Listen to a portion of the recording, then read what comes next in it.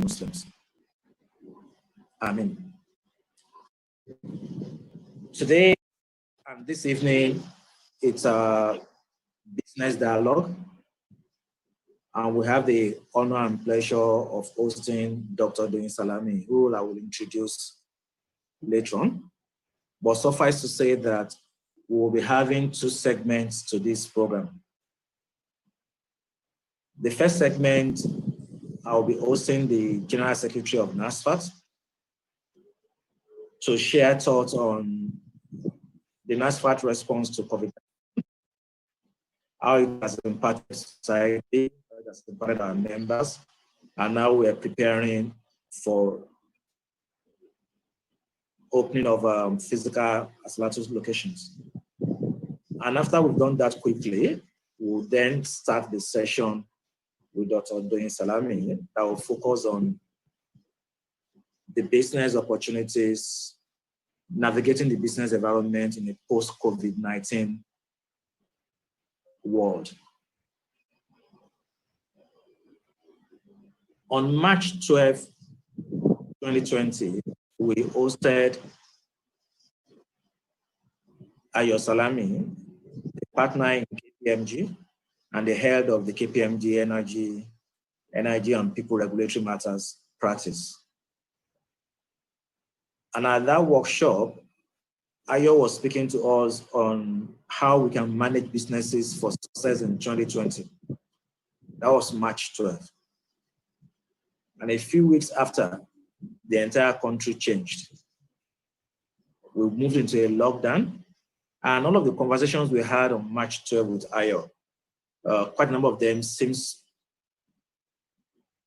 will have to change given what we've passed through in the last few weeks. And that's what we hope to listen to hear from Dr. Salami. I also would like to say a big thank you, Jazakallah Khair, to all our donors who assisted, who contributed to the successes we recorded during Ramadan and during COVID, where we distributed more than 65 million naira to over 23,000 households. Alhamdulillah, Amin. And may Allah continue to support and bless all donors, all contributors, all workers. So let me start by asking the General Secretary to the first question, Alhaji Dawood Benga Sumonu. How has COVID-19 impacted NASFAT? Very short but deep question. How has COVID-19 impacted NASFAT?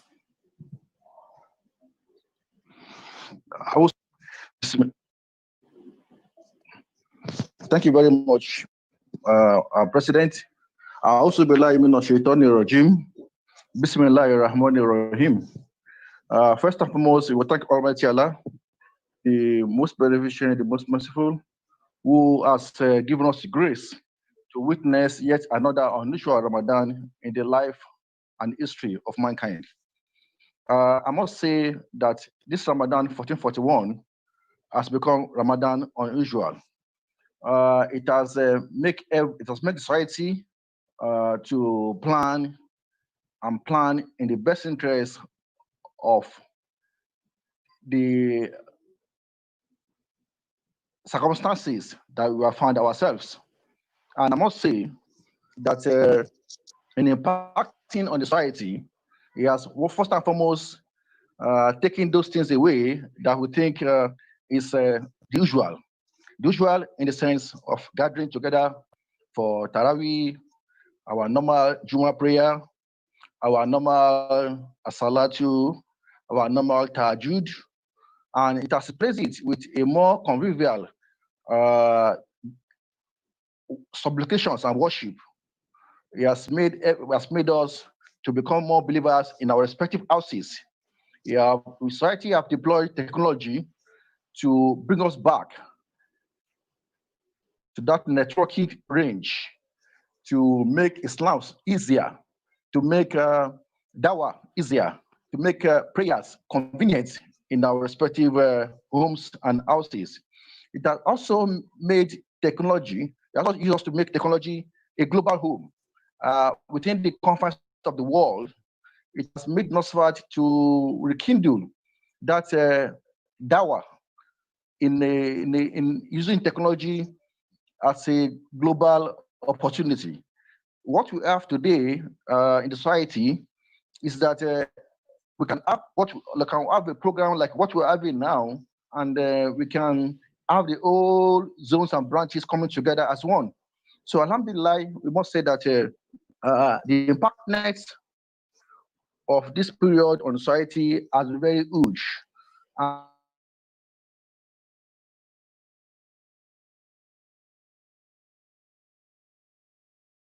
And alhamdulillah, taking food we have found ourselves. Thank you very much, sir. Okay. Thank you, my brother Simon. I think if you can speak to some of the actions that the society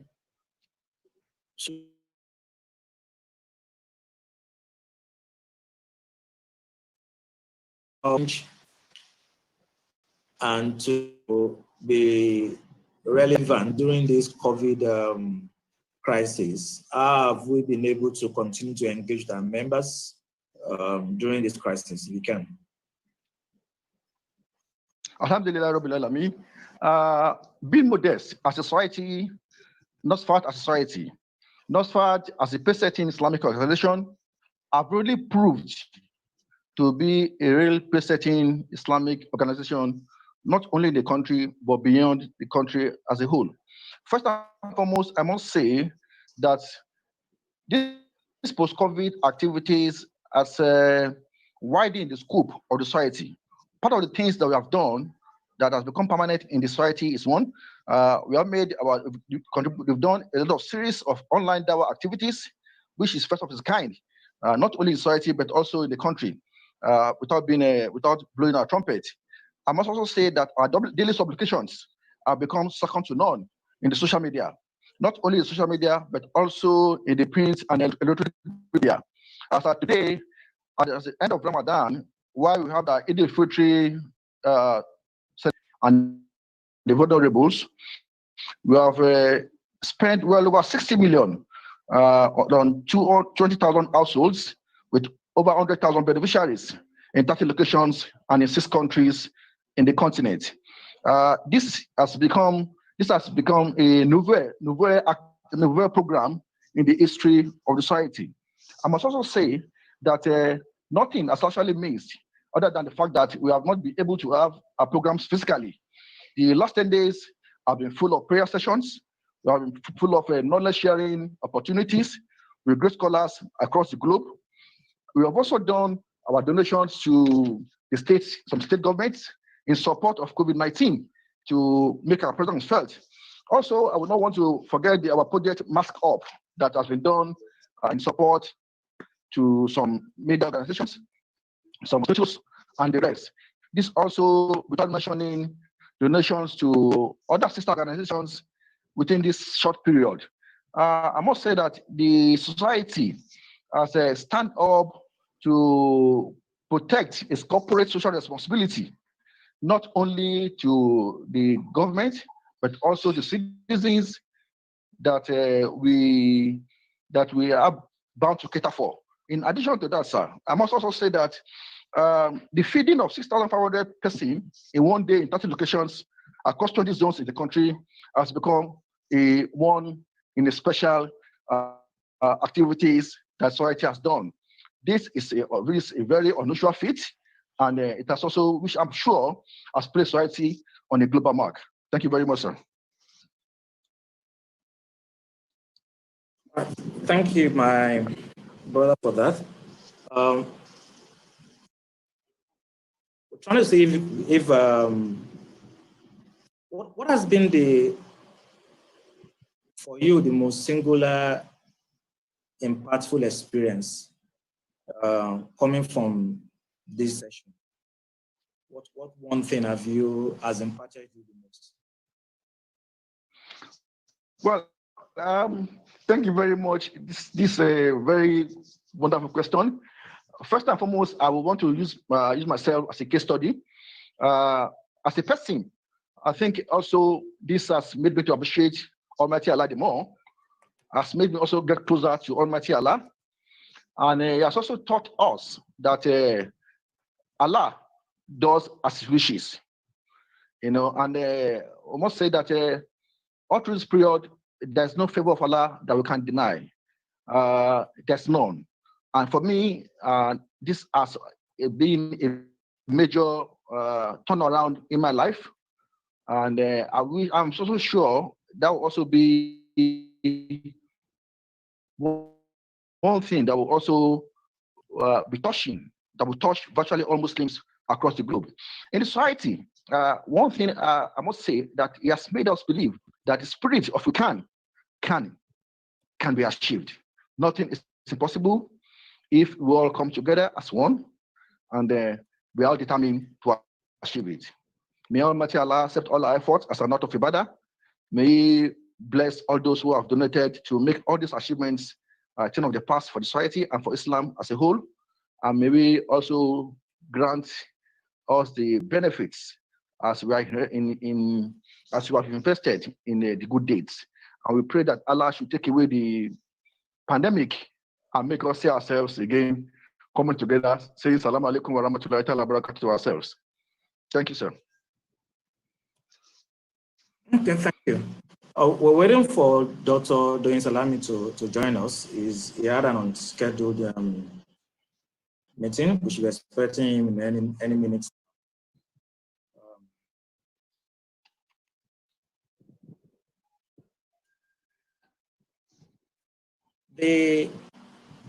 Can you then speak to us, since we have a number of our members and chairmen on the platform?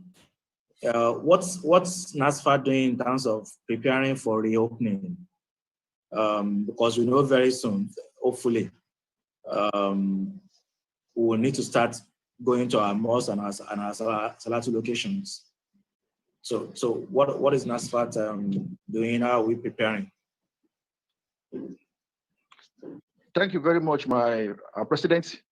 I must say that the society is blessed with the set of crop of leaderships that we have at the moment. I must say, without any pride, that the society proactively closed all venues of Asalatu, mosque, and schools ahead of the state government. This is a proactive decision because with the wind of the pandemic across the globe, we met and we agreed that our salatu venues and mosques should be closed. And alhamdulillah, as there's ease of lockdown gradually across the globe also, a committee has been formed and a report has been submitted, and this has been agreed, and which eventually will be discussed with all the chairman of the zones, groups and branches. We have set up guidelines, what we call minimal guidelines for the reopening of our salatu venues, schools and mosques.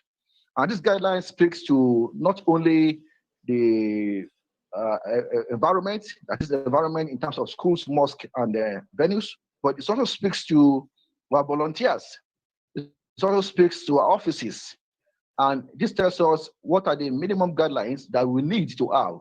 And this includes things like face mask, which is going to be a compulsion. No face mask, no entry.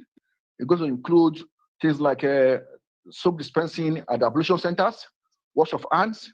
It's going to include social distances, 1 meter apart between individuals in the mosque. This also will include the discouraged use of rocks in our mosque. This also includes area ventilations in our mosque, opening up windows and discourage the use of air conditions. This also includes the measuring of temperature of our members before entering to the mosque. All these have been carefully written down in a guideline, in a format that will be easily transmitted to all our zones, branches, and groups for compliance. And alhamdulillah, I must say that we are working along with the government also to make sure that this pandemic becomes a story of the past. Thank you, sir. Thank you. I know a number of people are chatting with me privately that they're unable to get into the Zoom meeting. We are simulcasting this on our Facebook and YouTube channels. So please, we can tell our friends to go onto YouTube and Facebook and to follow this online.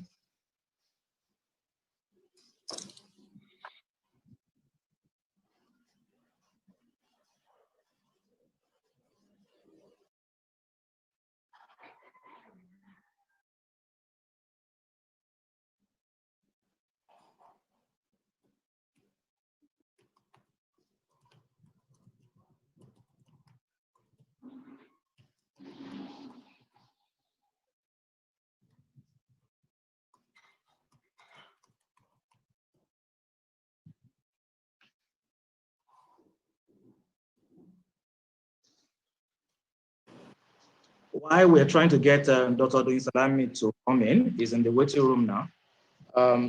So, General Secretary, you can speak to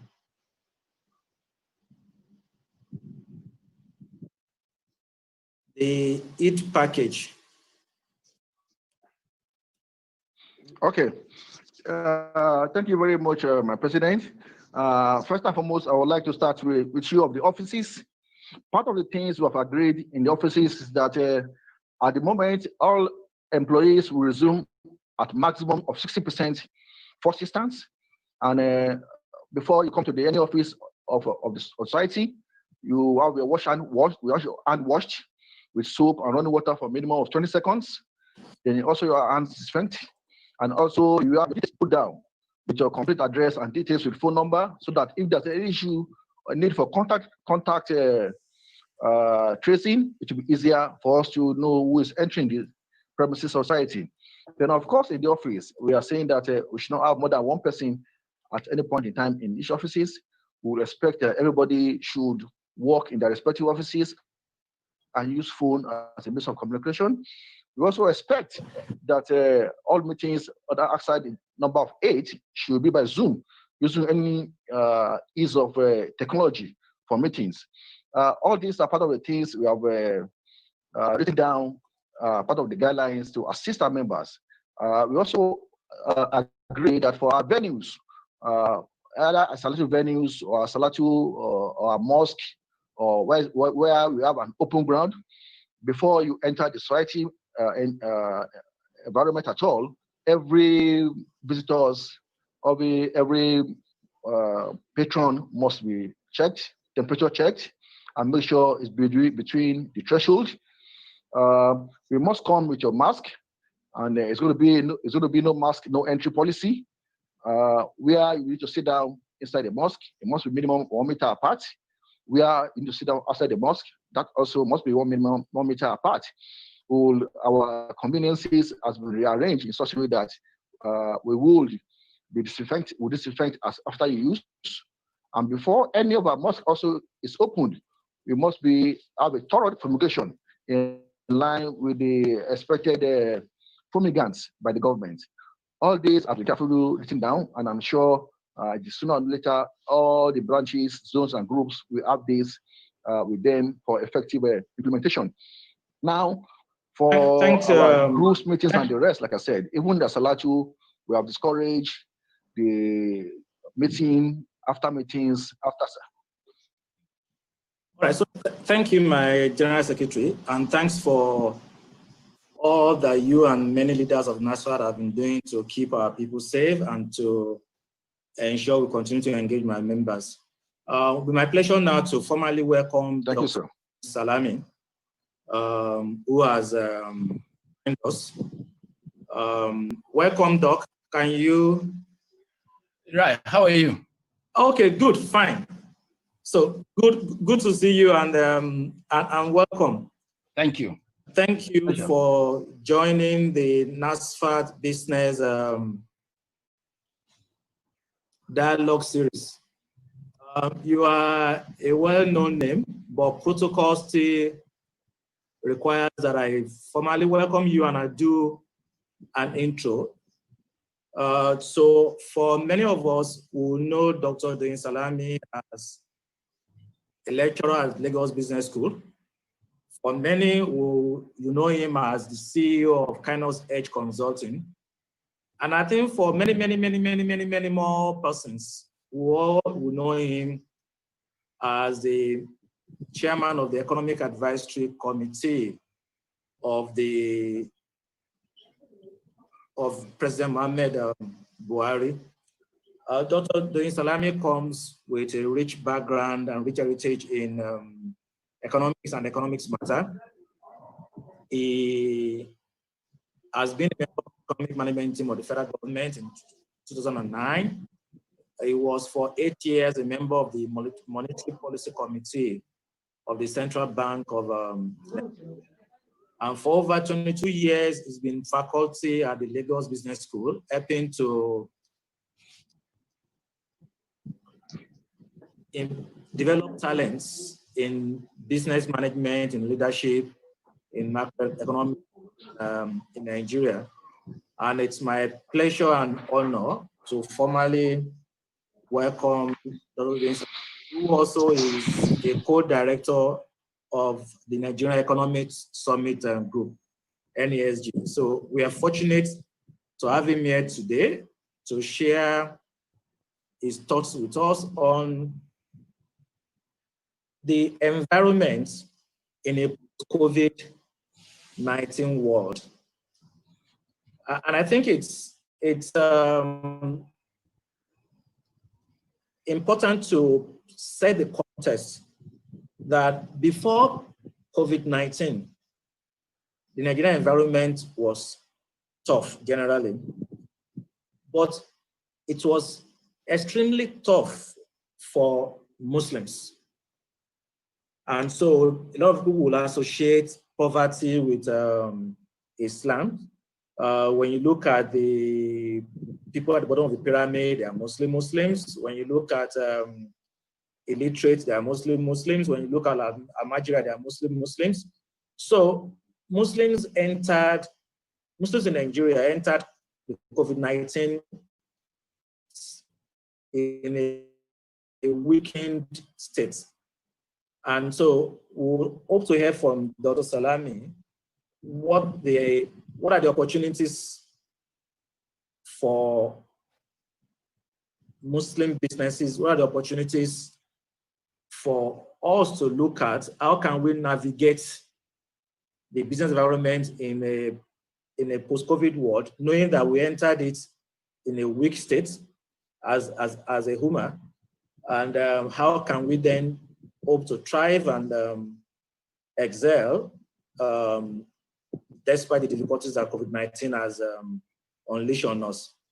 So we'll have two sessions. Dr. Salami will share his thoughts and present. And after that, we'll take questions and answers from the audience. This program is also being live streamed on our YouTube channel so that more people could have the opportunity to learn from Dr. Salami. So with that, I formally welcome you, and you have the floor, sir. Right. Thank you very much indeed, and a very good evening to everybody. Let me begin with an apology. Now, ordinarily, in the conduct of my affairs, I try to avoid the kind of apology that I am going to make at this time. And it is the apology for having arrived late, because I did agree with the need that I would be here for 5 p.m. One of the introduction, or part of the introduction he gave to me correctly, is that I also am part of the public policy thinking arrangement, and a meeting preceding this one ran over by a couple of minutes, and so that's why I am late. And that meeting had to do with public policy thinking. So forgive my delayed appearance. I hope it will not detract from the benefits that our conversation this evening will provide to all of us who are on this call. Well, as I listened to the introduction, my mind simply went, was this what we discussed? Because what I am supposed to talk about is the business environment in a post-COVID-19 world. And I think I shared a presentation earlier, which, is available to anybody who wants it. I hope you got it. I shared it to you via WhatsApp. Yes, I do. Right. So if you have it, if you're able to project it, the reason why I shared it to you. We'll project now. Okay, because I was struggling with my own. I'm probably working with 3 devices at the moment because I'm flitting from one meeting to another. So forgive that. But before we start playing around with the presentation, let me sort of try and summarize what I am going to say, so that the way I always say it is, let me tell my story. Then the presentation will illustrate some of what I say, and then we can have a conversation there. So the first thing to say, because the title is Navigating the Business Environment in a Post-COVID-19 Period. Well, in a sense, we've never been here before. And when I say never been here, I don't mean that the world has never seen an occurrence like this. After all, the Spanish flu, 1916 to 1918, was a similar event in terms of a pandemic, global spread, but not this current one, given the numbers we have seen so far. Even though it has affected the whole world, its adverse impact, and there have been lives lost. So I do not in any shape or form make light of the loss of life that we have witnessed. But the loss of life that we have seen thus far is not as bad as the kind of loss of life that was associated with the pandemic in 1916, or between 1916 and 1918, because then, if the figures that we have tend to suggest that as many as 50 million people lost their lives at that time, and given the size of the global population then you can imagine just how bad the matter was. However, what we are clear about in terms of our description of COVID-19 and its impact is that unusually it is affecting both the demand and the supply sides of the economy. And it is affecting it on a global scale. So across the world, the demand side came to an abrupt halt in many countries, because in an attempt to contain a very infectious virus, nations across the world adopted the containment strategy of locking down. Some, such as Sweden, are attempting a different path, which is essentially herd immunity. If enough people catch it, then they build up an immunity against it. But as we are seeing, the death numbers per capita currently in Europe makes Sweden the worst case. But the key thing that I'm trying to drive at here is that the containment strategy of locking down brought economies to a very sudden halt, totally unexpected. Yeah, we'd all heard about this in December, but I don't think anybody paid real attention to it. That the Chinese locked down Wuhan with, I think, about 11 million people. I don't think we all figured that, if it gets around, then it could be just this bad. So on the demand side, lockdown, in fact, it affected both demand and supply. Those who were going to work, everybody's sitting at home, factories shut down, businesses shut down. Spending in certain instances rose very, very quickly because in terms of essential items. But thereafter, no business. Everybody, I was being told of a company, I shan't name it, but the company was apparently turning over about $600 million on a monthly basis. But with the shutdown, its revenues dropped to zero, simply because it had no online strategy through which it could reach its customers. And so you can imagine how many businesses around the world found themselves in that situation. Also imagine you suddenly woke up one day and over a 1 month period in the United States, 20 million plus people had lost their jobs. Indeed, at one point, we reckoned that half of the world's population was in some form of lockdown, either strict or partial. But that simply tells you how disruptive this event has been. Now, for me to discuss how the post-COVID world might look like for Nigeria, let me just quickly share with you my own sense of how the Nigerian economy runs. So, Ni, if you go to, I think, the third slide, so this is the openings, this is the cover slide. If you move to slide number 3, can you hear me?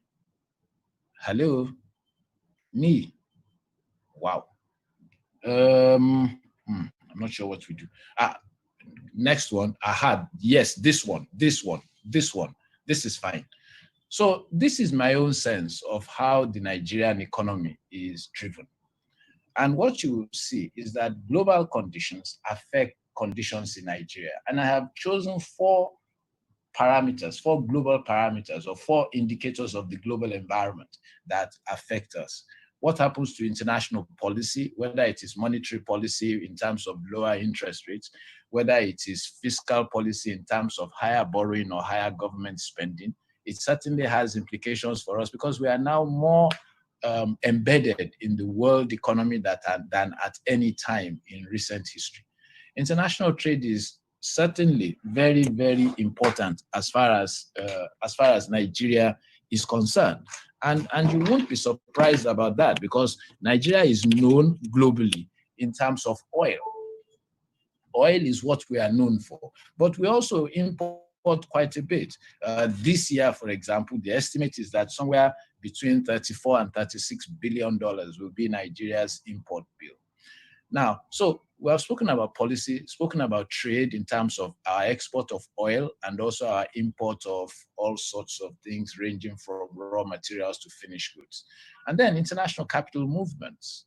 Over the years, Nigeria has built a closer relationship with global capital. And what we have seen, indeed, I think a couple of years ago, about 4 or 5 years ago, we were looking at about $20 billion of international flows into Nigeria. Today, I'm afraid that picture is no longer the same. And then the fourth and the final issue is, in terms of global conditions, are diaspora transfers. The World Bank reckons that somewhere around between 22 and $25 billion a year is what Nigerians in the diaspora remit to Nigeria in cash, in kind, and in all sorts of ways. So you can already see that just taking these 4 things alone, you can see how COVID is going to affect us. So if you take diaspora transfers, rising unemployment around the world will mean Nigerians in the diaspora who were able previous to now to send monies back home, if they find themselves unemployed, it hampers their ability to do that. Again, going back to capital flows, well, as we know, Nigeria and international capital haven't sat well, too often. And the reason is very simple. In the past, when Nigeria has run into headwinds such as occasioned by lower oil prices, we tend to pull the shutters down and restrict exit of international investors who are already invested in the Nigerian economy and who may wish to leave. And so it kind of creates a bit of a problem, and pretty much where we may be looking at that scenario again. And the reason is simple. When we put the original budget, it was $57 a barrel of oil was the benchmark. Today, we're all hoping that by the end of this year, perhaps the average for the year should be in the range of maybe $30 to $35. Many of you would have read the news, and I'm sure probably been dismayed when oil went into negative territory. Now, for those who are wondering what happened, essentially all that happened was very simple. Those who had bought oil on futures contracts, when the oils became due to be supplied to them, were then paying their suppliers to hold it, which is why the price of oil became negative, when buyers are now paying suppliers to hold oil simply because strategic reserves around the world had become totally exhausted, and so there was nowhere they could store this oil.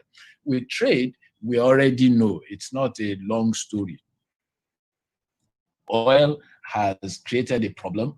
Indeed, the most immediate manifestation of the challenge that oil has created is that the size of government revenues have gone down, and secondly, the size of the government deficit has gone up.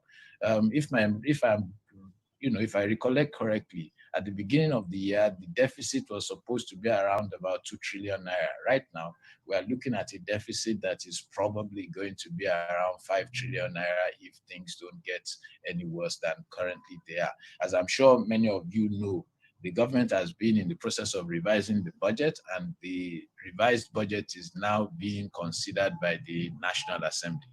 And as I'd said before, international policy is a major challenge for us, because as you look, in many countries, interest rates have been reduced. In many countries, governments have borrowed massively in order to support their economies. Now, our leeway in doing some of these things is rather limited, and so to that extent, we find ourselves trying to do the best that we can. Now, before we go into the further into the post-COVID world, I think it would be useful just to make the point, and I heard Nee saying this, in his introductory comments, that look, before even COVID hit, Nigeria was already on the cusp of some significant trouble.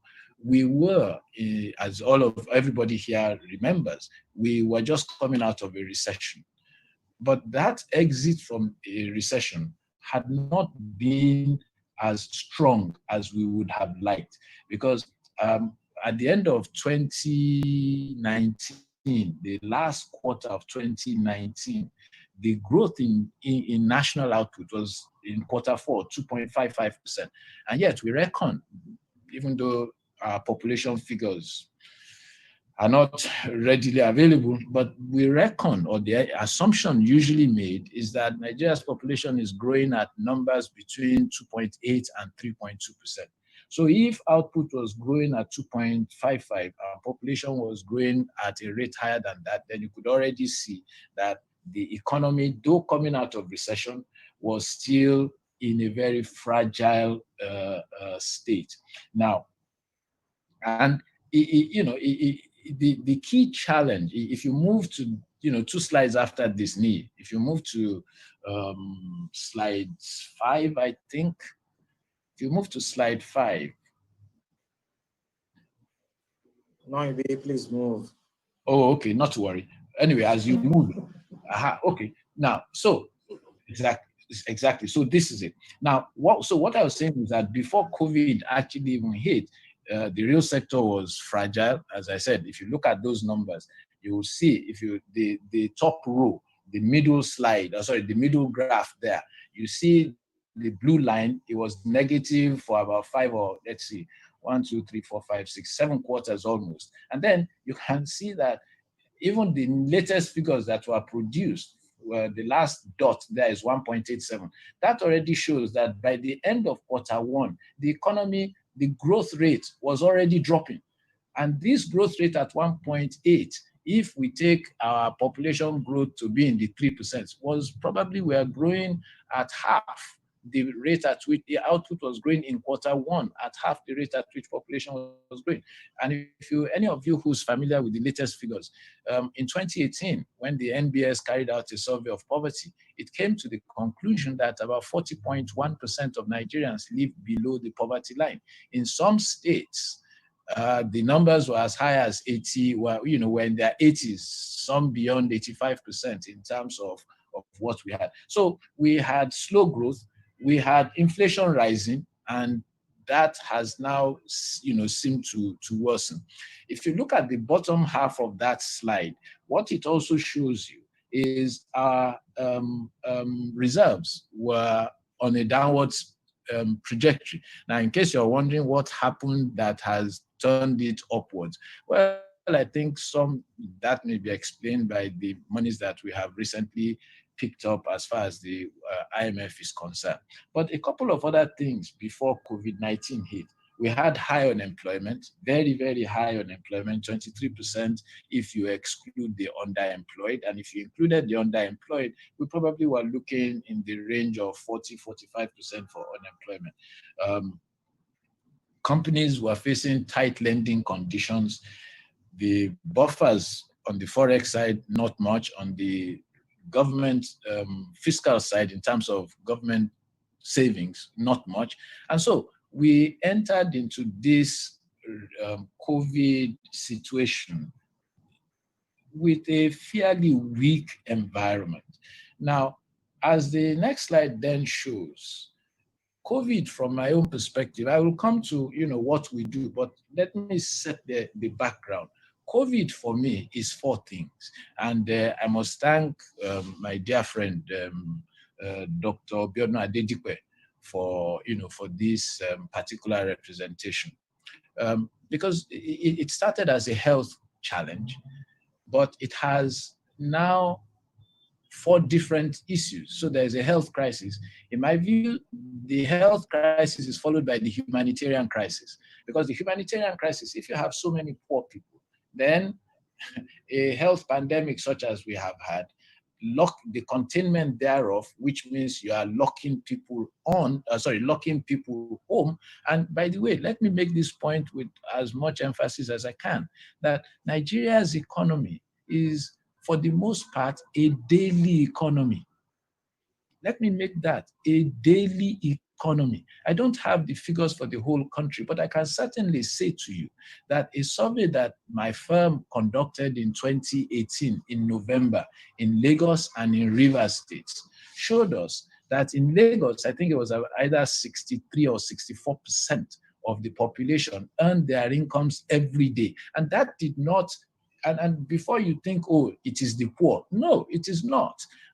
And perhaps Lagos being a commercial city or a commercial metropolis, you would probably expect that. But that daily income spread across economic categories, right from the wealthy trader importing spare parts, for example, who's trading at Alaba. If the market shuts, he may be a big time importer, but he earns his income because the market is running on a daily basis. So you have levels that we had made that I alluded to, an economy that is daily. Then you can immediately see how the health crisis, containing it by locking down, creates a humanitarian crisis. The point has always been made, even though we don't believe it, that even the wealthy Nigerian is one health crisis away from poverty. Even the wealthy Nigerian is one health crisis away from poverty. And this particular health crisis has not, has served, I hope, to reawaken us to the fragility of where we are. So I said, health crisis into a humanitarian crisis into an economic crisis, and economic crisis potentially could create a security crisis. And I make this point not just, not because I think there's anything. This applies at all levels, whether you look at it at a national level, at a corporate level, or indeed at a personal level. People were galvanized into humanitarian support simply because they could own very certain by a potential breakdown of law and order. So for me, this is what we see in terms of how the COVID-19 pandemic kind of evolves now. And so if you look at it like that, I already have made the point, capital flows are down, oil prices are down 51% year to date. And whether we like it or not, the downturn has begun. If you remember from the previous slide that Niyi had projected, I did say that at the end of 2019, growth was 2.55. By the first quarter of 2020, growth had dropped to growth had dropped to 1.87. So what we're already saying is that, sorry, the downturn has begun, even though we didn't lock down until the end of March. But by the end of Q1, we were already seeing that a fragile economy was already beginning to feel the effects. Now, I will come back to certain things around, where the opportunities might be. But let me, I have already said, look, there's a fiscal gap. Currently, we are looking at about 5 trillion.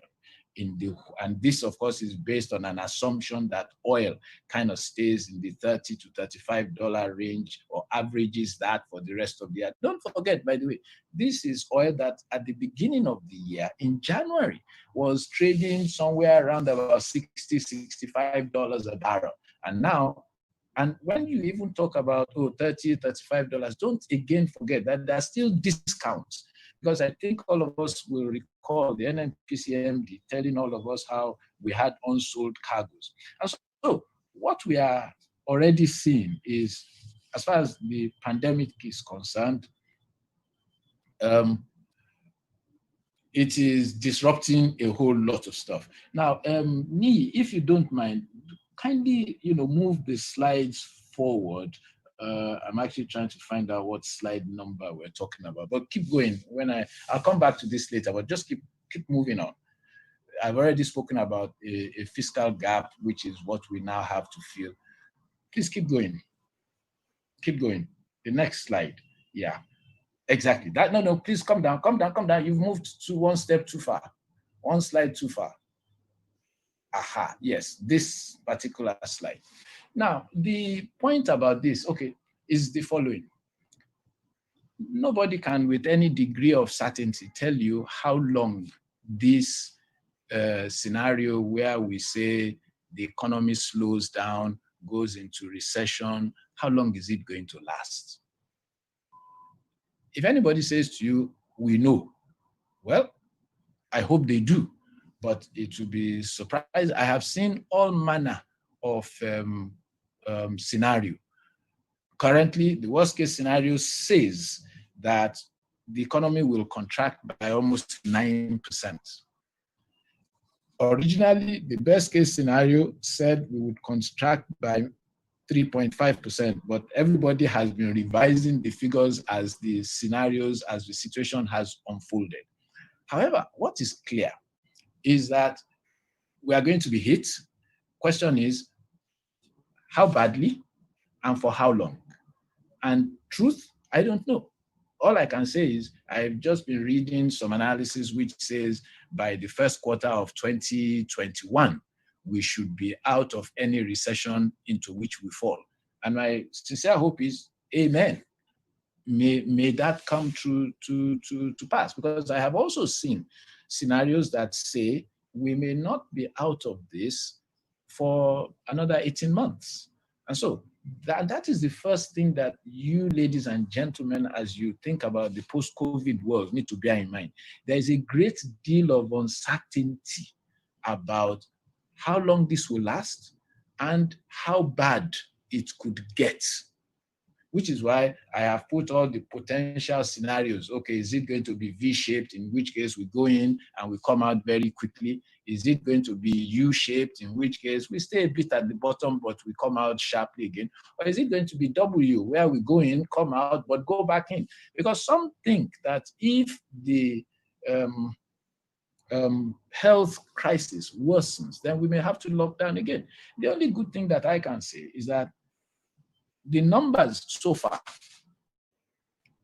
do not suggest that we are experiencing at the same levels as they have experienced in Europe and in the United States, the kind of impact of COVID-19 that we have seen.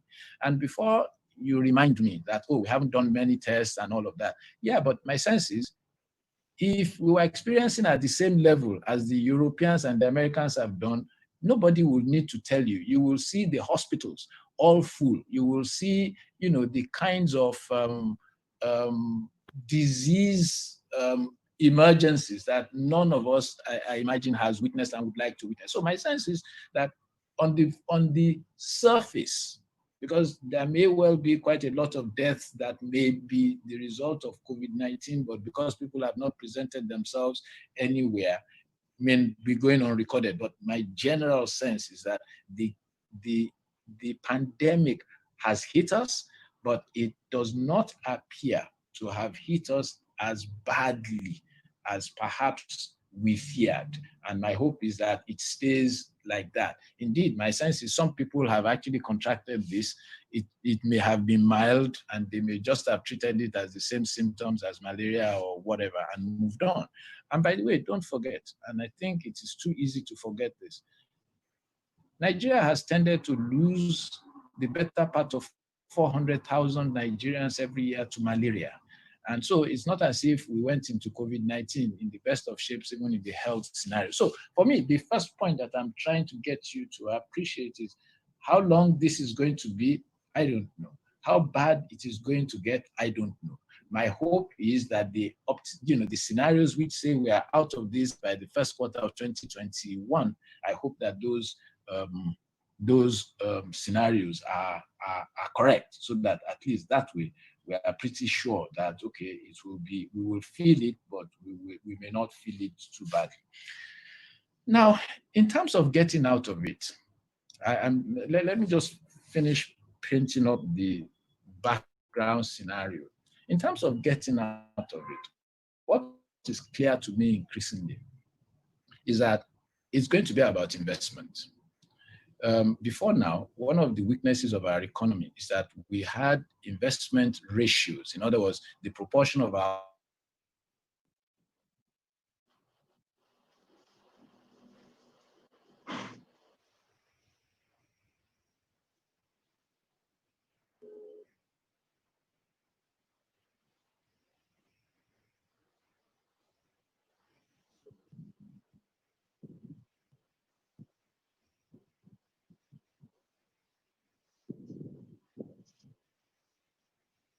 Dr. Salami, can I hear you again?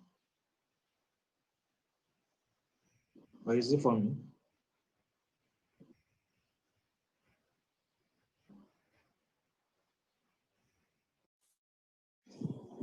Okay.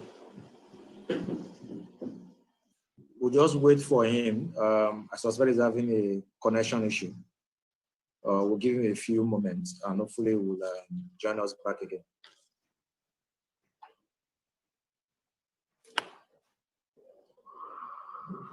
One of the many challenges of infrastructure, which is also an opportunity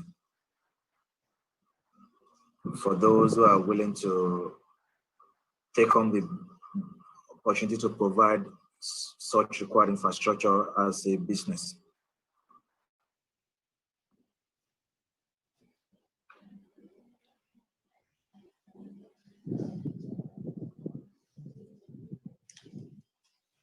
So whilst we're waiting for Dr. Salami to join, essentially what he has shared with us is that what started as an health crisis,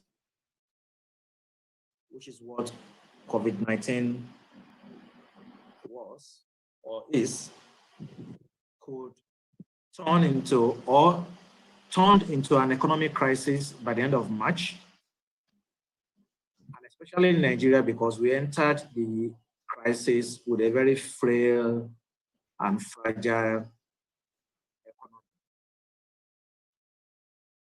economy. That economic crisis has also become a humanitarian crisis in April. And that humanitarian crisis, if care is not taken, could snowball into a security crisis. So which is why all of us, private sector, public sector, the social sector, religious, etc. We all need to work. Okay. Sure, all right. We all need to work to make sure we provide opportunities for people and provide relief.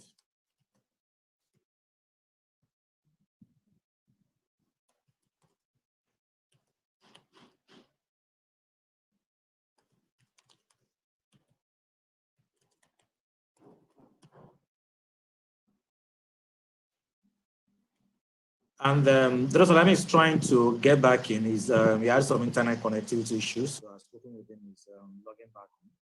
So if you please give him some few moments, we will get back online.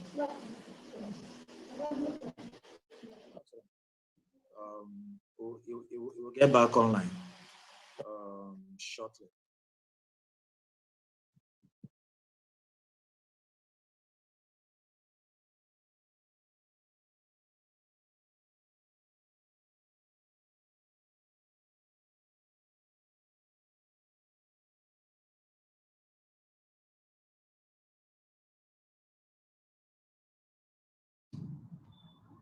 Hello. I hope I'm back. Hello. Hello, Ni.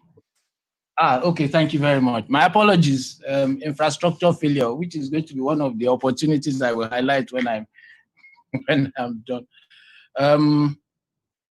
Yeah. So I was just saying that, look, in getting out of this, in my view, it is about how do we attract how do we attract investment, whether it is from domestic wealth holders or whether it is from the internationals. Indeed, I was just looking at some numbers, and last year, approximately $17 trillion was invested in negative yield assets around the world. Imagine you are investing in an asset that you know from the day you put your money in that you're going to get less out. And yet Nigeria needs, in my view, capital, and we should be able to attract international capital. So for me, it's about any which way we like it, we have to be able to persuade capital holders, wealth holders, whether they are domestic or they are international, to invest, to see Nigeria as somewhere that it is safe and it is profitable to do business. Okay, so that kind of sets the background.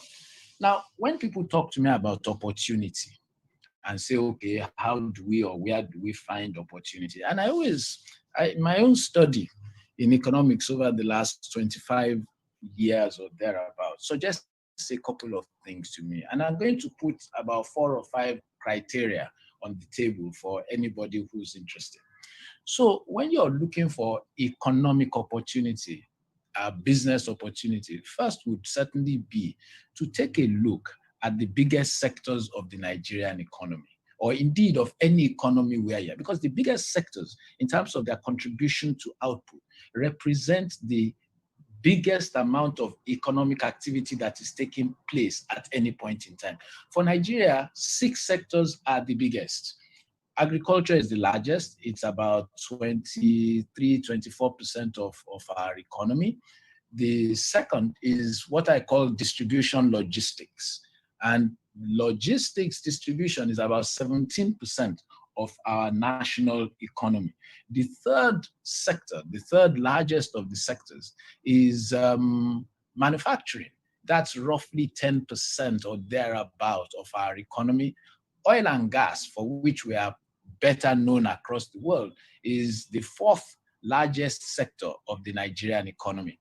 The 5th largest sector of the Nigerian economy is technology, which is where the telcos and the rest find themselves. And they are just about 9%-ish of the economy. And the last of the 6 big sectors is real estate.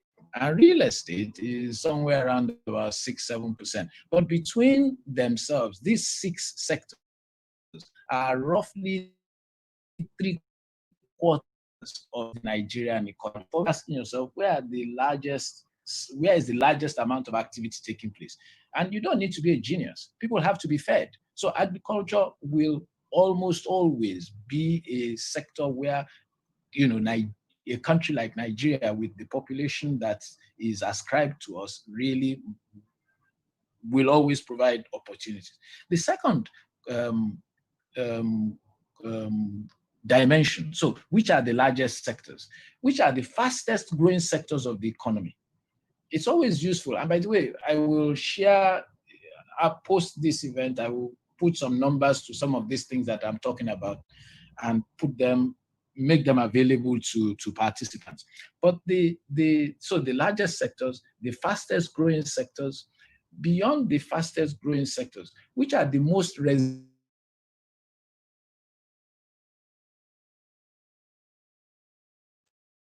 for that cover. So biggest, fastest growing, most resilient. These three characters, we need to also be asking, where do people spend their money?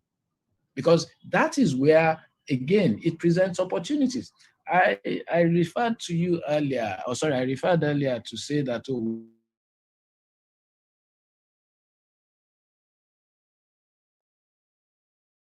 that Lagos State in November 2018 was as much as 11% of the income of Lagosians was spent eating out.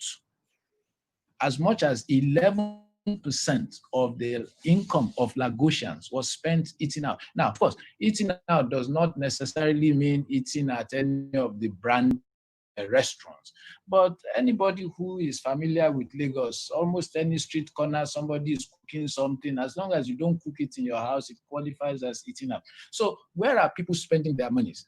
Thirdly, fifthly, my apologies. Fifthly, where are the deficiencies in the economy?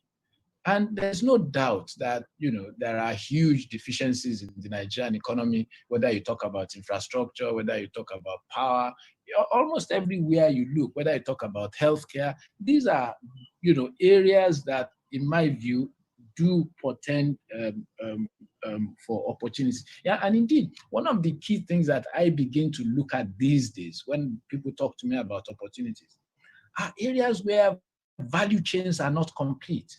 And let me give you an example. We look at rice, and Nigeria has spent a lot of money on the cultivation of rice to stimulate the cultivation of rice. But a key question for me is the value chain actually complete? Because in my view, if the value chain is actually complete, then the costs would also go down. I don't see how, having spent so much money in producing rice paddy, and I am not a rice farmer, but this is what I am told, and I'm just sharing with you what I am told. So if anybody on this call has reason or experience that says what I'm told is not correct, okay, I am happy to defer to superior judgment. But what I am told is that at least that typically earlier this year, rice paddy was leaving farms at around 4,000-5,000 per metric ton. But by the time, logistics movement, processing, it wasn't getting into becoming rice in the market for less than $16,000. $16,000 naira, not dollars, my apologies. And so you have to sit down and say, what happened? And one of the things that is clear to some of us, or at least increasingly clear to some of us, is that the incomplete value chains mean that even when the paddy gets to the milling end, we don't have enough capacity. And so rice has because inadequate capacity, demurrage, and so there are all manner of incomplete value chains that, in my view, provide interesting opportunity that we can all begin to reflect on, whether or not we are interested. Now, having said that, so what do you do in a post-COVID-19 world? Well, you must divide the post-COVID-19 world into two, at least two, if not longer, if not more.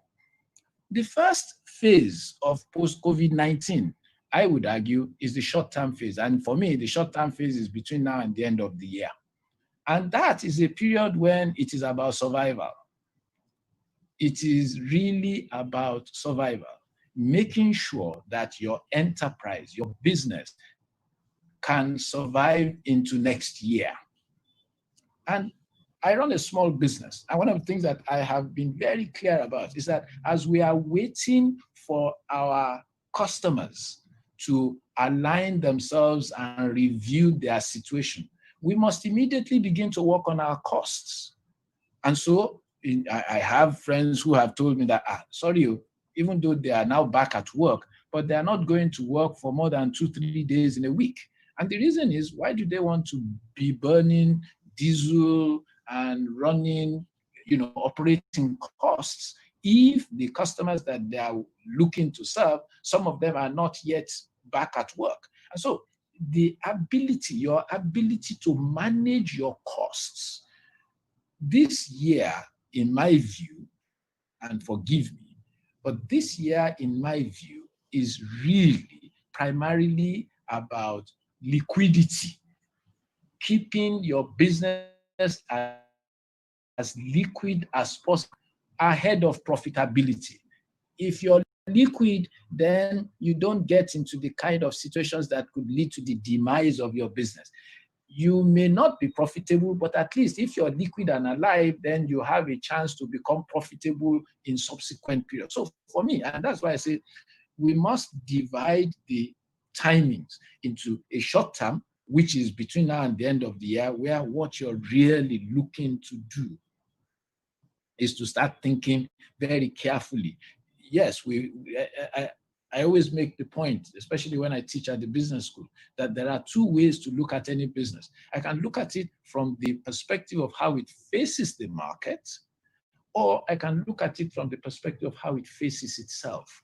Now, at this time, immediately, how do we face ourselves? Because we are in control of costs. We may not be in control of revenues. Indeed, I know many people who have accounts receivable and are struggling to get their customers to pay them, not because the customers don't want to, but the customers also depend on people who may not be paying them. So you need to immediately manage your cost situation. But that is not to say that, because we are managing costs, we must therefore forget about, serving the market. I already suggested to you areas where opportunities might lie, but there are a couple of things. Remember, I said to you earlier, the COVID-19 immediate impact is in a health crisis leading to a humanitarian crisis, creating an economic crisis potentially, and also a security crisis. So at least healthcare, pharmaceuticals become an area where, and one of the things that is also important to please quickly put on the table is that many countries have now discovered just how reliant on China they have become, even for the most basic things, pharmaceuticals, personal protective equipment in healthcare. And a lot of people are beginning to ask, come. There are certain sectors that are critical to basic sustenance of living, and we cannot allow those to be taken outside of our control. Now, I'm not saying, and please understand, I am not saying, we're at the end of globalization and any of that. No, I am not. What I am saying is that we are likely to see a focus by many countries on supporting companies that work in what are now referred to as critical sectors, food, healthcare, and the likes, that we are likely to see support, for some of these. Now, in terms of then saying, okay, so if we're able to pull ourselves together, manage and by the way, there are new opportunities now. Okay, I jumped out, I was ejected from this call, essentially because of infrastructure failure. I have 3 devices. On each of these devices is at least 100 gigabytes of data, and yet the call fails. Okay, it simply speaks to some of the challenges in our infrastructure space that would need to be filled. As of today, those who are fearful of interaction are now preferring remote transactions. And that is going to be on the back of technology. And so, as I said, for me, and when you talk about technology, that speaks to this slide that you're seeing, which says about the reimagination of society. And again, some of you, any of you who subscribes to some of McKinsey's work will have seen some of these points being made. That the way we look at society post-COVID is going to be very different from the way in which we had looked at society pre-COVID. Before now, okay, healthcare, we had at best a very creaky healthcare system. But all of a sudden, COVID means nobody could go out. Even if you had money, you were locked in. And so all of a sudden, it's now imperative and it's become widely accepted. We've got to do something about healthcare. So we're all running there. We've got to do something about technology that makes it possible to work from home. There are some sectors that will suffer. Let me make no pretensions about that. For example, I would imagine that commercial real estate will probably find itself greatly challenged over the next couple of years, perhaps.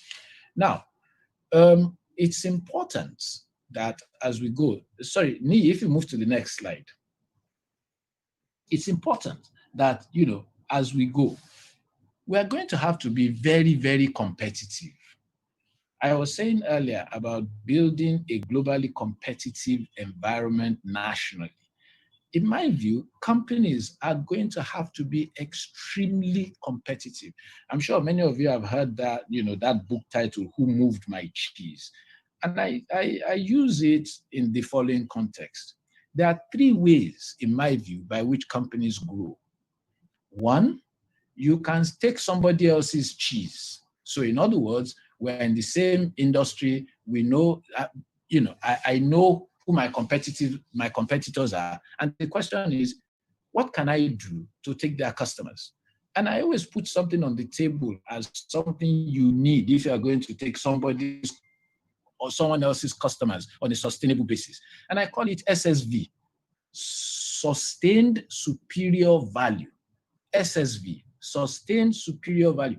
What value is your business offering to the customers of competitors that they see as being better than what they were getting, but which is also sustainable? There's no point offering them a one-time solution and then you are not able to sustain it, and then they will probably go back. And so for me, so the first thing is you can take someone else's customers. Second, you can take your product or service into new markets to new customers. In my view, at this time, in some cases, that's the way to go. In other cases, it's a whole lot of risk. Okay, and the third one, of course, is as technology changes and external factors change, the nature of the market itself changes.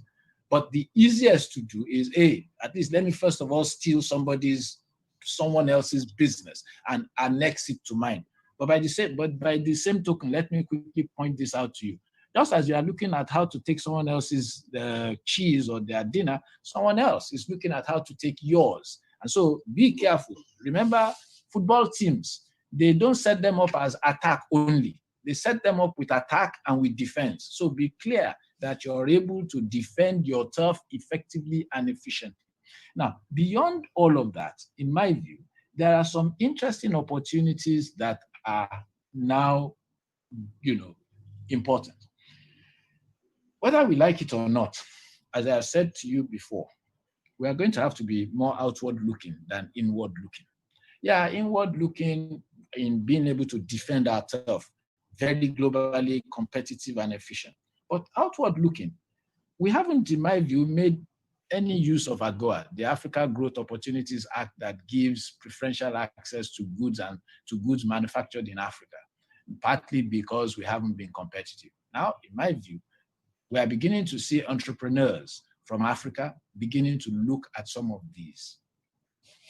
I was pleasantly pleased about a year or two ago when somebody started exporting ogi, pap, to the United States. Well packaged, flavored, non-flavored, blah, blah, blah. Now, it speaks to an understanding of external opportunities. let me put something. This one is now a wild flight of fancy on my own part. And I keep saying to myself, just let's imagine this. Nigeria actually can produce cotton. Yeah, we did in the past now. And there's nothing which says that the endowment which allowed us to do then, we won't do now. However, what if we found Chinese, Malaysians, Asians, anybody who is a globally competitive producer of cotton, and we could incentivize them to produce cotton in Nigeria? Assuming that in order to complete the cotton value chain, we actually allowed them also to bring cotton mills and establish them in this country. Might we not now be able to produce fabrics? Might, for example, the bedding and the bedding market, which is, I'm told, currently dominated by the Bangladeshis, might that not come to be within our own purview? What if, I'm told, the bedding industry is about $60 billion? What if Nigeria was taking about $2, $3, $4, $5 billion of that? Now, this is not something that individual companies can jump into on their own, but it simply speaks to the imperative of rethinking the way we consider Nigeria. Far too often, in my view, we have looked inwards and ignored the massive opportunities that actually are available externally. And the final thing that I'm going to say this evening, in terms of looking for opportunities, is a very simple one. Whether we like it or not, whether we know it or not, developing our people, even in these difficult circumstances, becomes an imperative. We need to work differently. We need to work more efficiently. We need to work more effectively. And that we will not do simply by sitting back and saying, oh, because we are managing costs, fire everybody. Okay, once you fired everybody, you fired the entire business.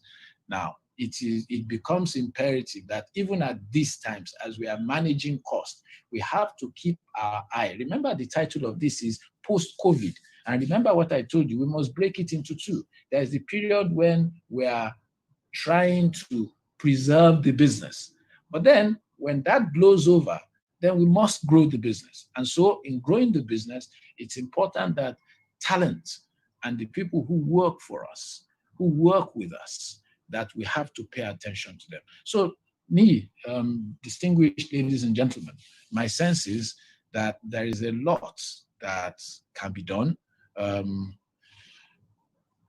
in terms of trying to understand the environment, in terms of trying to appreciate where opportunities may lie, but most importantly, in terms of trying to be competitive in order to take advantage of those opportunities. So thank you very much indeed. If there are questions, I am happy to take them. And again, my apologies for starting my contribution later than planned, and also my apologies for being evicted unceremoniously, but it's good that I'm back. Thank you very much. All right. Thank you, Dr. Salami, and thank you for sharing your thoughts with us. A few questions have come in. You've said to us that we should look at this in terms of two tracks. There is the need for us to preserve the business, to ensure our business survives this crisis, and that liquidity, cash, it's important. And you've also then said there's a need for us to position to grow the business in a post-COVID world. And to grow the business, talent, innovation, and competitiveness are also important. So the first question to ask is from one of our elders who says he's trying, the plan coming to 2020 was for him to retire from the business and hand over to the young generation, as it were. Should we still do that now, during this crisis moment, or should we wait and be the one to lead the business through before handing over to the young generation? Well, you're not going to be there forever. And so you might as well give them an opportunity to earn their stripes at this point. Number one, it does show a bit of confidence if they have been well trained, if they have been well exposed. Sorry, life happens. The only thing that I would add to that, so in other words, I'm saying if I were in his shoes, I would certainly invite them to, take over the reins. And anyway, they must have their own expectations too. But one thing I must say though, is that it would be useful not to go too far away. This is one of the times when a view that I have always held about corporate governance becomes very important.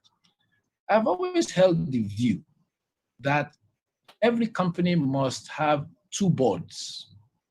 A board of owners, which is what you would call your regular board of directors, okay?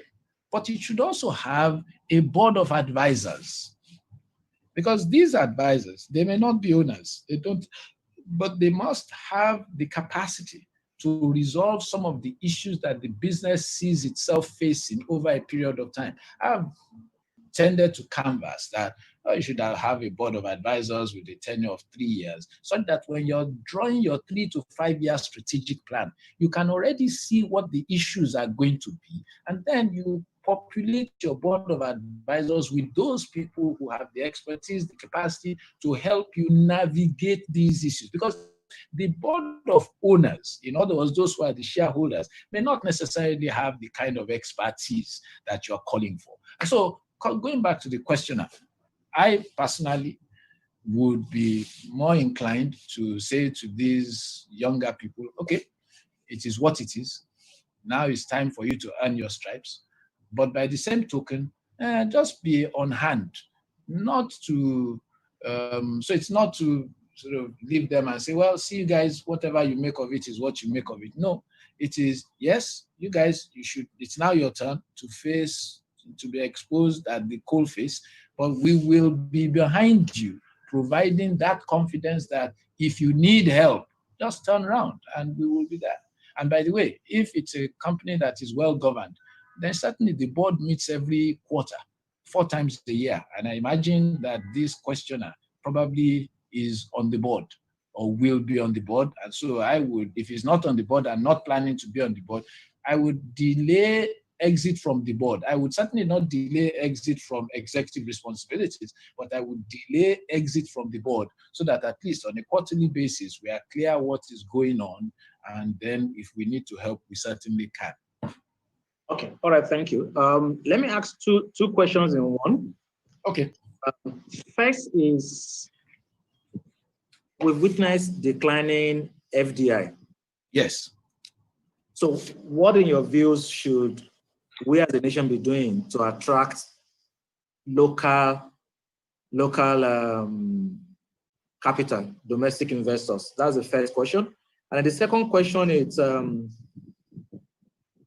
what should an SME do?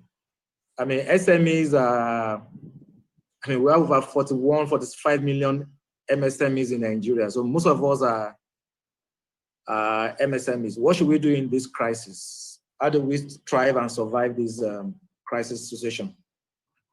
Okay.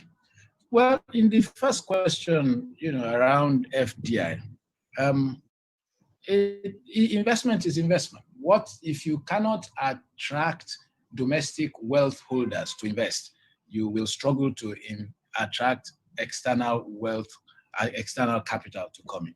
And I don't think what we need to do is rocket science, nor do I think it is something we really don't understand. To begin with, Nigeria needs to be able to articulate what it is exactly that we are trying to do, so that there's clarity. Okay, in what direction are we trying to go and why? And how are we trying to get there?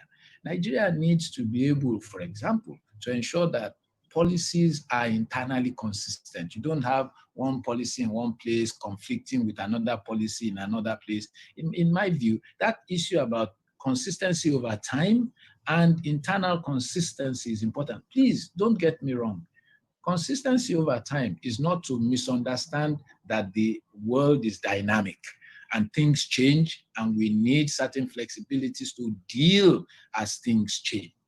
But we really can't for too much longer allow people to be unsure as to what we are doing, why we are doing it, how we are doing it, and what out. Because once that is the case,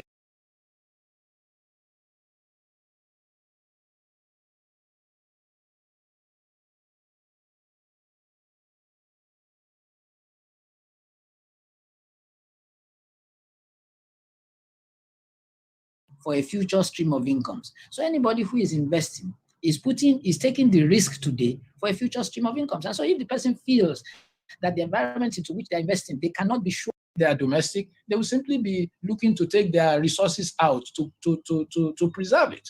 And so for me, that is really what I think we need to be doing as a country, a clarity about the importance of investment. It doesn't matter whether it is domestic investment, whether it's international investment. A clarity about the imperative of regulatory clarity. You know, you can't have, I remember late last year, I sat with the chief executive of a fairly big company, and I was surprised. You know, he was fretting all over the place. Chairman, what's the problem? Apparently, a group of a regulator had served them a notice and was threatening to shut them down. And when he told me his own side of the story, I'm not saying he's right or he was wrong, but the one thing I took away is that our regulatory environment needs to be much more transparent. It needs to be much more predictable. I'm not saying that companies do not infringe and incur regulatory sanction, but there must be a clarity where, in fact, what am I even talking about? I run a company. We've been submitting accounts since we established this company about 5 years ago. They suddenly wake up one day and tell me that our revenues in a year are almost 1 billion. And I thought to myself, if I was making 1 billion in revenues, what the heck am I doing here? I should be back in Ijebu, enjoying my life. And I said, this is our account. But guess what? They had simply taken our statement of account from the bank and added all the credits and said, that is the revenue. And I'm like, really? How does this happen? And so now, as a friend told me, guy, this is a negotiating tactic. You have to, and I'm like, sorry.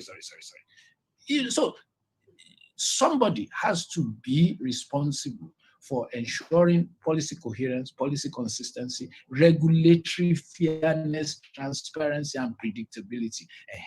At that point, then we begin to make ourselves internationally acceptable. When you talk about SMEs, you're right when you say 42 million SMEs, but guess what? The size of a company does not mean that the imperatives of running the business properly disappears. We know SMEs are prone to failure. We are typically told the story of how the data shows that 70% of SMEs typically will fail because the environment is harsh and a lot of stuff. But one of the things that I have found in my own limited, and let me put that caveat, limited interaction with SMEs, is that there are huge knowledge gaps that SME managers need to fix. You see, the way you run in a market is not about your gut feeling. Oh, the market should like this. No. Remember I said earlier, superior sustainable value. The SME, the supplier, is not the determinant of value. It is the person who is paying for it who determines what is valuable. And so, in my view, SMEs, like everybody else, there are certain basic imperatives in running a business. A lot of people will tell me, oh, SMEs, the reason why they fail is about money. I'm afraid I disagree fundamentally. And I take this position from a piece of work I did many years ago for UNIDO. And one of the things we found in a survey is that it's actually not about money, really. It's actually more about knowledge. Knowledge about the business that they are in. People, a lot of people, oh, people are making money here, so we too are going there. What do we really know about how they are making money?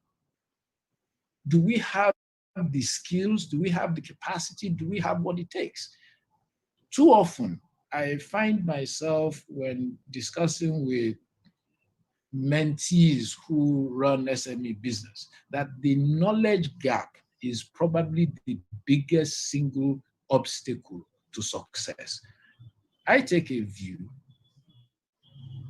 perhaps being an Ijebu boy influences it, but I take a view that if you've got an idea that you can show verifiably can make money, finding money is not usually going to be your problem. It is whether the idea can make money. And I have a very bad habit. Anybody gives me a proposal, and I learned this many years ago, teaching economics in business school. If in the first 10 pages, I can't see how you make money, then all the other pages are simply an explanation of why you are not going to make money. So it's not about, large proposals. If I look in the executive summary, the first 3 pages, and I say, look, I can't see how we are making money here, then everything else typically tends to confirm that we are not going to make money.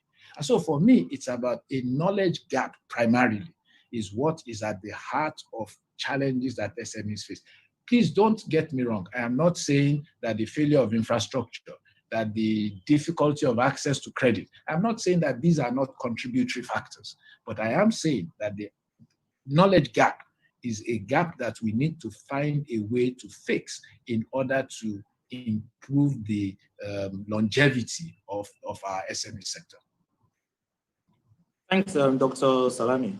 A series of questions have come around services.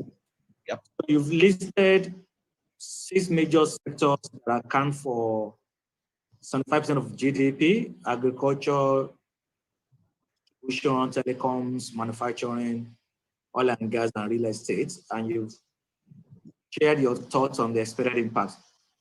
Can you share your thoughts on creatives? Oh, sorry? The creative industry. Right.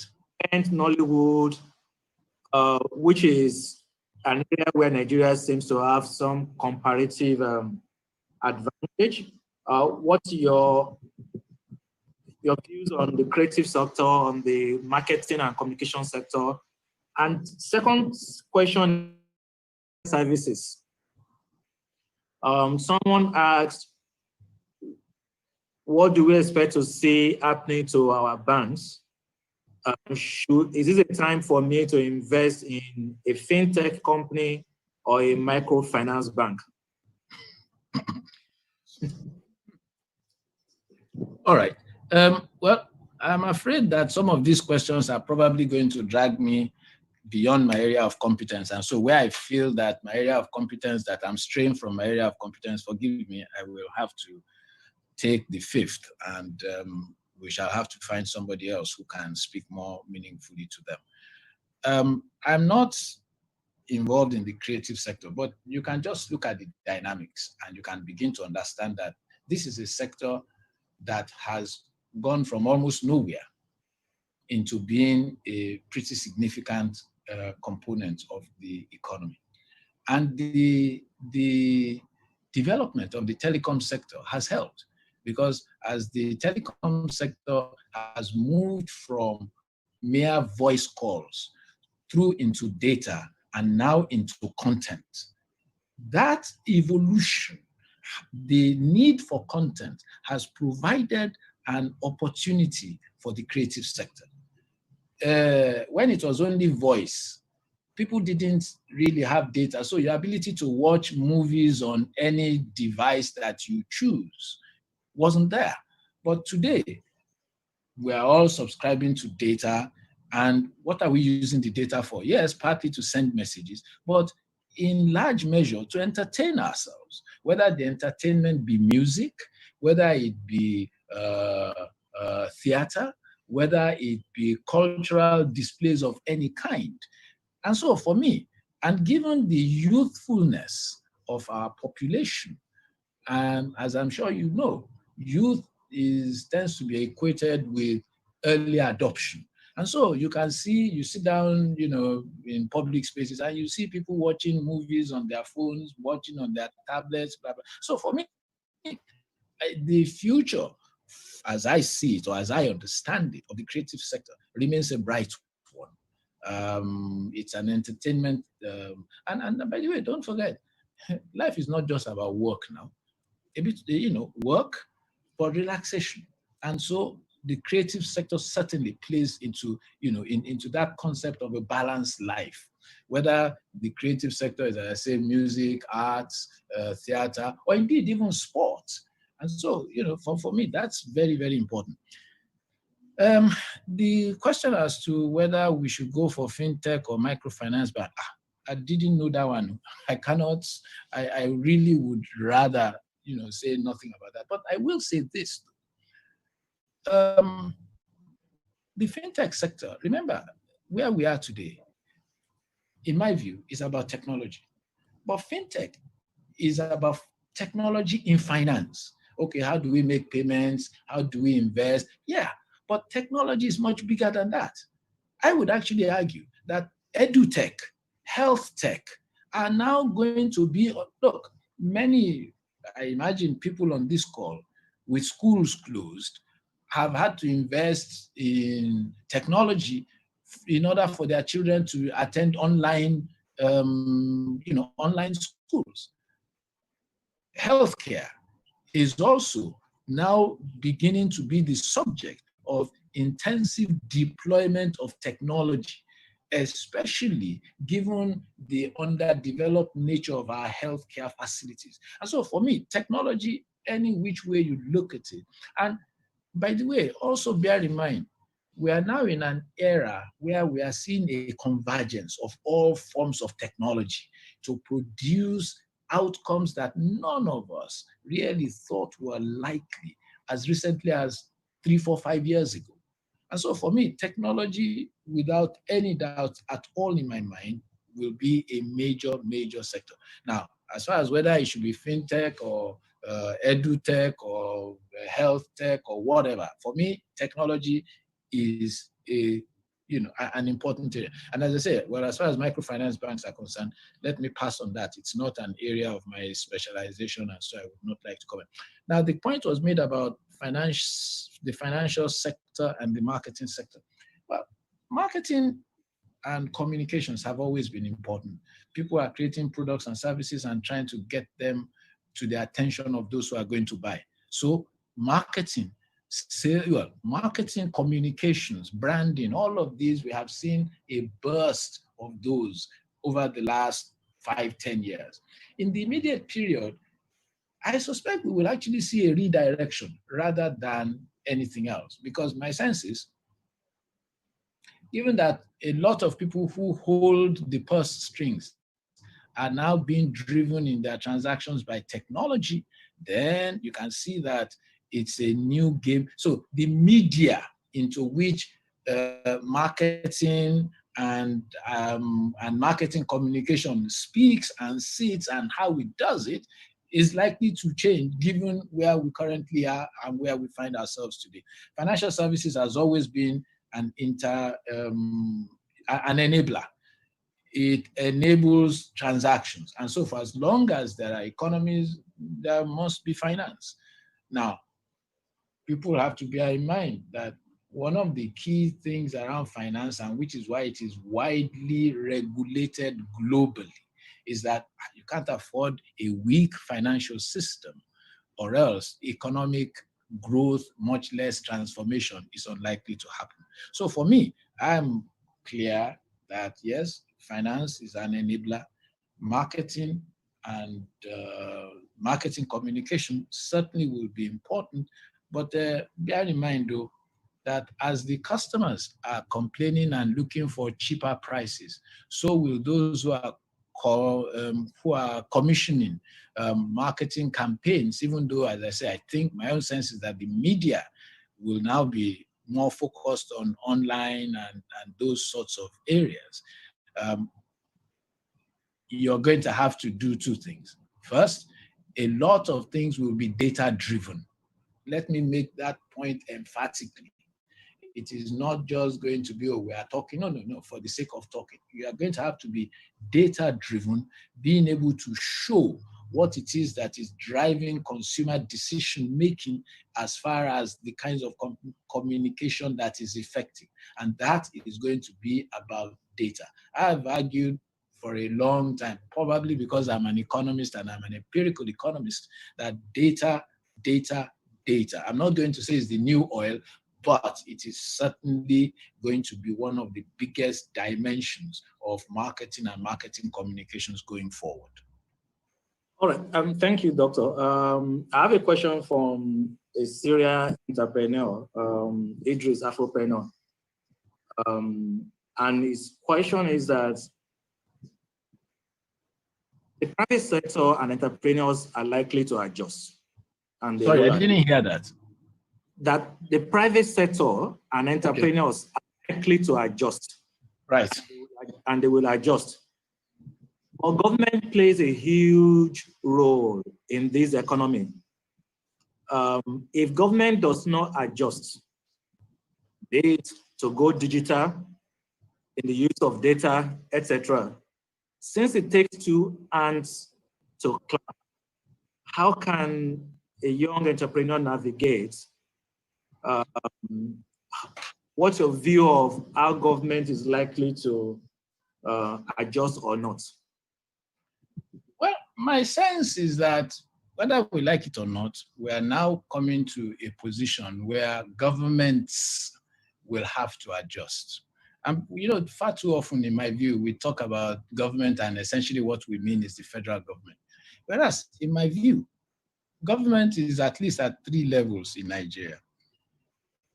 One of the things that this shortage of revenues could do for us is to make us revisit the whole notion of the procurement economy that we run. In my view, it's important that government should focus more, and when I say government, I mean across the 3 tiers, on policy making, on regulation, and on incentivizing outcomes. And where, as much as possible, use the private sector as the implements of delivery.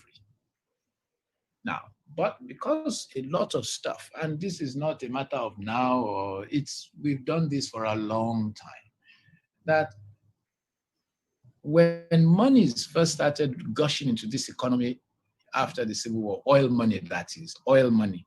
Because don't forget, the position of government was not as vibrant as this in the early 60s. Okay? First of all, you didn't even have that strong a central government. You had more regional governments. But with oil money going essentially into the hands of government, and then government became interesting, attractive as a proposition because they were the ones who had money. However, even now, when oil has become less reliable as a source of income, the argument that we are increasingly hearing is the argument that, well, it still has to be government because there is no private sector per se. And I keep arguing that, sorry, what do you mean there is no private sector? Have we asked the private sector to do things and they have been unable to? What is it? And before you tell me, we gave them power and they did not deliver on power, I would actually suggest you might want to go back and look at the terms under which power was given to the private sector and to see whether the government has actually fulfilled its own part of that bargain. And so, but for me, I'm one of those who takes the view that the private sector has the capacity. The role of the government should be that of policy making, legislation, regulation in order to achieve inclusive growth. Now, your question, I was saying, well, the private sector will adjust, we will go online, will the government go online? My sense is they will have to chase the private sector.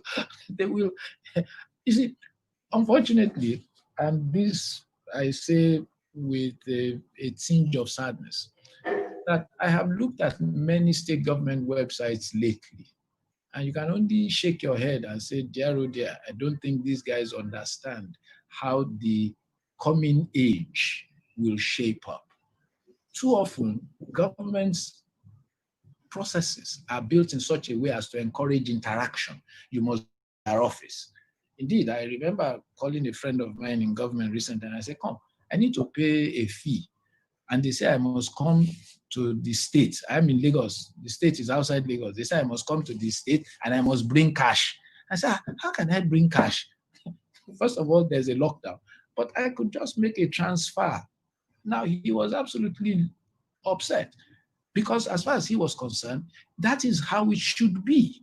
But what they are all now in the process of trying to do is to reform the processes that they met to now begin to take account of the new realities. In my view, where governments are progressive, that is the direction you will see because they need to be efficient, they need to be effective. If anybody told you 5 years ago that you would pay your electricity bills without having to go and queue up in one electricity utility, I can't remember now I get my bill electronically, I pay it within 5 minutes electronically, and I'm gone. And so for me, I suspect that it is taking time, but that is the general direction in which we are going to, I hope, move speedily. But worst case, we will drag ourselves in that direction. All right. Thank you, Dr. Salami. I think we'll have to stop here so that people can prepare for Salat Maghrib. Yep. It's been enriching. I know I've seen quite a number of other leaders that have joined us, from Mr. Fola Adiola, GTB, who can speak to a lot of the issues that we've spoken about, to Remi Babalola, the former Minister for Finance, Mrs. Yoyin Adeshina, the CEO of the Coconut School Trust Council, Hussein Efyong Udo, the Chief HR Director at Dangote Industries Limited. I've seen quite a number of names who hopefully, I believe, have benefited from these conversations, and would like to thank you profusely for sharing your thoughts with us. And I personally must thank you that this was just a one-time request. It was a standing request, and graciously he said, "Yes, let's do it. Let's find one Sunday." So thank you for your generosity of your knowledge, generosity of your time, and on behalf of everyone, we would like to say, see you in a post-COVID world, not only surviving, but thriving. We pray Allah will guide each and every one of us to be able to survive and thrive in this turbulent season. These too shall pass. And we pray that when, like it said in the Holy Quran, verily after every problem, there will be relief. So we look forward to a more positive future, and we'd like to say thank you and hope that we can get you to join one or two of our other programs somewhere down the line, because there's a lot more that we'd like to talk about. Well, it's a pleasure. Thank you very much. I would like to close by just one statement, which is that even in the darkest of hours, darkness will eventually lift with the approach of light. It is not just about being hopeful, but it is about striving confidently. Hope has never been a strategy. It is only hope based on action that delivers success. So again, I thank you very much indeed and wish everybody a pleasant evening. Thank you. All right, thank you. And everyone have a good evening and have a good month of June. It's that's the 6th month in the year. It's amazing. Time flies. Subhanakallah wa bihamdihi la ilaha illa anta astaghfiruka wa atubu ilayk. Subhana rabbika rabbil izzati amma yasifun wa salamun ala al mursalin walhamdulillahi rabbil alamin. Thank you, everyone. Nice.